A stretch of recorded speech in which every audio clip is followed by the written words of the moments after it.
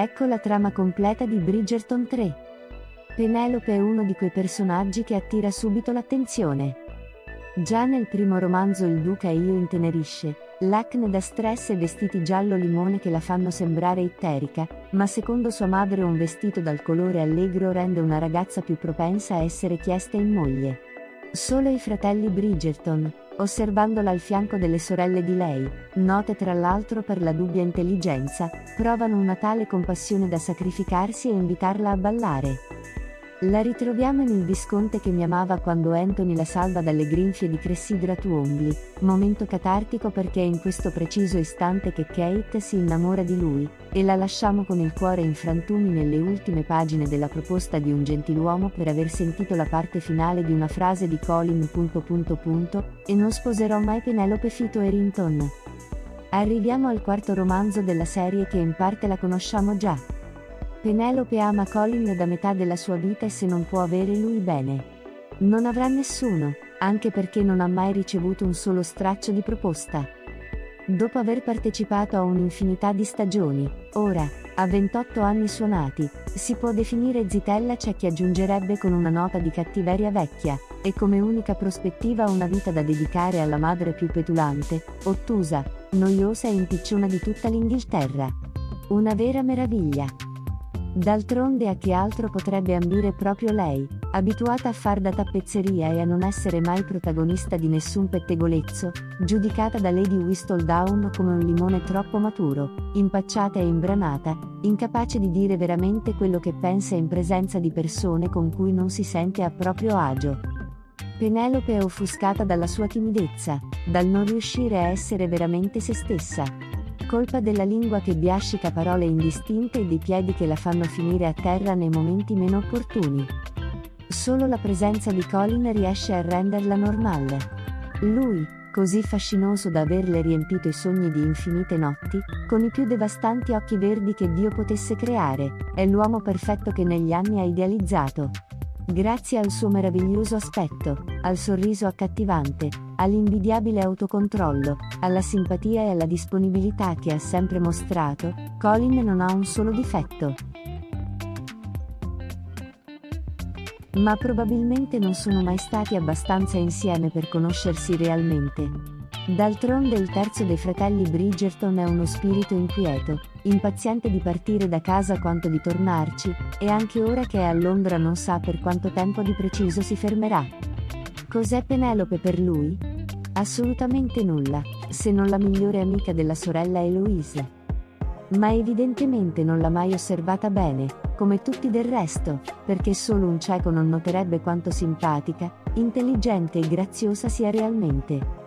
Il passaggio dall'indifferenza al non poter vivere senza di lei è in qualche modo graduale, quanto può esserlo in una settimana almeno, fatto di piccole situazioni, scambi di parole, incomprensioni e fantastiche litigate, durante le quali Penelope scopre che Colin ha dei difetti.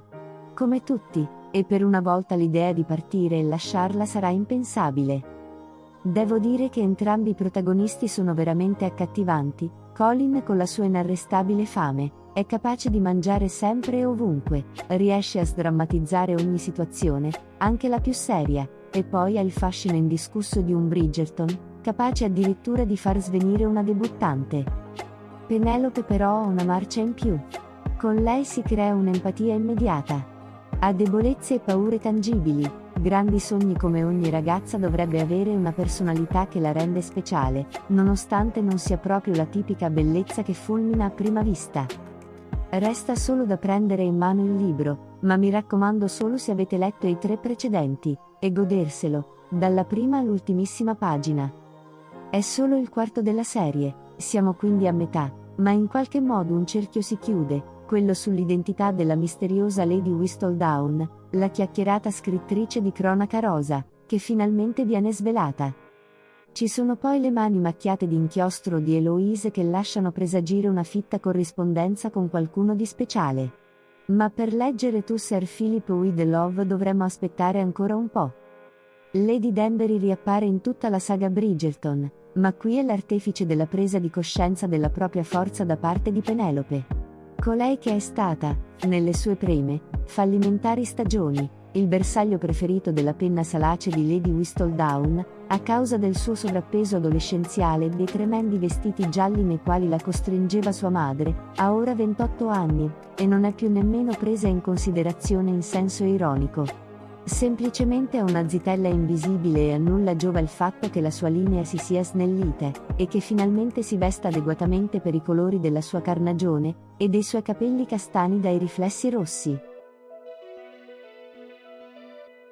Penelope ha visto per la prima volta Colin, quando era una ragazzina di 16 anni, e si è innamorata all'istante, perdutamente e senza speranza. Colin non l'avrebbe mai guardata. Ma ora entrambi sono adulti e coltivano un'irrequietezza interiore o disperazione, che in un certo senso li accomuna e che, imperscrutabilmente, li avvicina.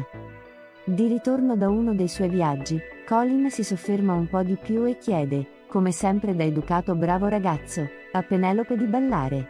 E qualcosa scatta in lui. Una sorta di velo si alza dai suoi occhi, lentamente, inesorabilmente.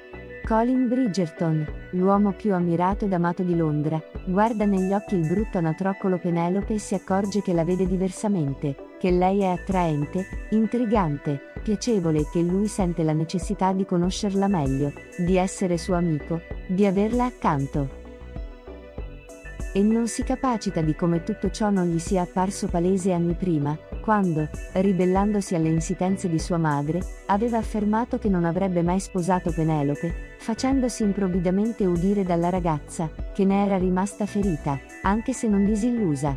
Penelope ha un carattere forte e fatalista, forgiato dagli sguardi pietosi o crudeli della fauna che l'ha sempre circondata nei salotti, e il suo spirito di osservazione pungente e accurato è l'arma segreta con cui ha sempre ripagato l'altezzosa indifferenza dei più. Peccato che essi non lo sappiano. Ma non è mai troppo tardi per chi è tenace ed intelligente. Così Colin Bridgerton scoprirà l'anima di Penelope e se ne innamorerà. Così Penelope resterà sgomenta di fronte alla vera essenza di Colin, ed imparerà ad amare anche la sua parte meno perfetta e solare. Il trionfo di Penelope non sarà solo l'essere sposata ed adorata dal suo eroe, ma andrà ben oltre. E, grazie a lei, Colin troverà il coraggio di realizzare i propri sogni. Aiutarsi a vicenda ad uscire dal guscio, sfidare l'idea distorta e superficiale che gli altri hanno di loro, vincere le proprie paure ed insicurezze, prendendosi per mano, conoscendosi, amandosi. Il finale con il botto riscatta un po' il ristagno dell'ultima parte del libro. Eccoci qua. Abbiamo visto una breve anteprima. Potete vedere tutti i video nel canale YouTube della doppiatrice e creatrice Giulia Segreti. Lei è una doppiatrice e attrice. La sua voce fa provare forti emozioni. Lei è italiana. Nei suoi video puoi anche attivare tutti i sottotitoli. Lei usa la propria voce in modo innovativo e particolare, ed è popolare sul web. È vero, non hai avuto un buon esempio, ma hai imparato a mie spese che dagli errori si impara e si diventa persone migliori.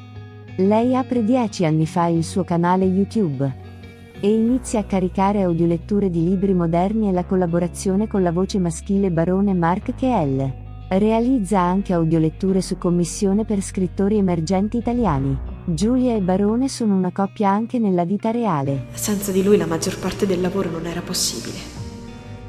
Ci siamo conosciuti attraverso la grande passione per il doppiaggio e per le letture. Giulia stava cercando una voce maschile per il suo progetto e una volta sentita la voce di Barone, ha scoperto che vivevano nella stessa regione. Hanno doppiato entrambi qualche film importante e qualche film per la TV. Hanno partecipato a vari famosi programmi televisivi italiani. Giulia è un'artista Spotify. Realizza con la sua voce cover recitate in italiano. Trovate anche questi video nel suo canale YouTube. Lei è una scrittrice. I suoi libri, per il momento, sono destinati ad un pubblico di bambini con protagonista il suo cane, Pongo. Ha scritto anche una biografia e per il futuro si sta organizzando per la stesura di romanzi per adulti.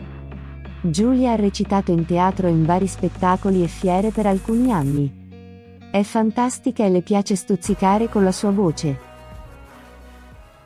Cazzo di di fare? Io, insieme a voi, ho una lunga strada da percorrere. Mamma, levati dalle mie fottutissime mani! E mentre percorriamo insieme questa strada, altre persone si uniranno